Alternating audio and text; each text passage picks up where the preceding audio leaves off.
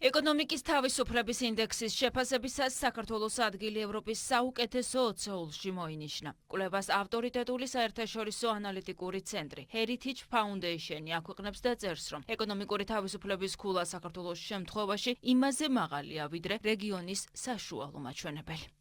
რთული გარე და პოლიტიკური გარემოს მიუხედავად საქართველოს ეკონომიკა შედარებით კარგად მუშაობს პოლიტიკის ძირითად სფეროებში. წლების განმავლობაში განხორციელდა რეფორმები მარეგულირებელი ეფექტურობის გაზრდის მიზნით და შენარჩუნებულია ღია ბაზრის პოლიტიკა დაბალ საგადასახადო განაკვეთებთან ერთად. Heritage Foundation-ის კვლევით საქართველოს მსოფლიოში 69-ით 35 ადგილზეა და ეკონომიკის თავისუფლების ინდექსით ევროკავშირისა და ნატოს წევრ 16 სახელმწიფოს და ევროკავშირის ყველა კანდიდატ ქვეყანას უსწრებს.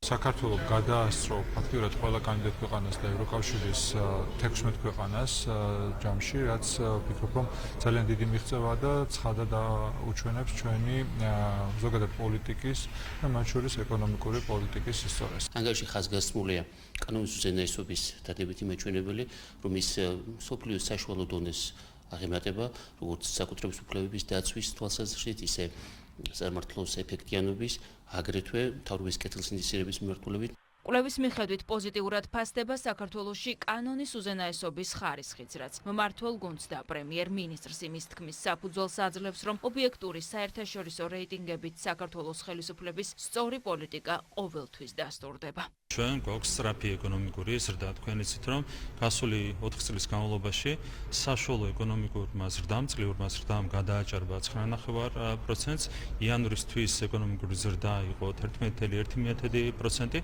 რა თქმა უნდა, ეს ყველაფერი არის იმ ეკონომიკური პოლიტიკის დამსახურება, რომლის გამოც ჩვენ გვაქვს მაღალი შეფასებები სხვადასხვა ობიექტურ რეიტინგში. მშვიდობის შენარჩუნება მოგვიწია ძალიან ბევრი შეურაცხყოფის ფონზე, მუქარების ფონზე, შანტაჟის ფონზე, რომ არა მშვიდობა, რა თქმა უნდა, ვერც ეკონომიკური განვითარება გვექნებოდა და ვერც ეკონომიკური კეთილდღეობა იქნებოდა ქვეყანაში. ევროპის საუკეთესო 20-ში მოხვედრა, რომ ჩვენი ქვეყნის მორიგი აღიარება ამას თავად ორგანიზაციაც ადასტურებს, რომელიც სხვადასხვა ანალიტიკური ცენტრების პროფილურ კვლევებზე დაყრდნობით წერს, რომ მთავრობის კეთილსინდისიერების შეფასების მაჩვენებლით საქართველოს ევროკავშირის კანდიდატ ყველა ქვეყანას უსწრებს.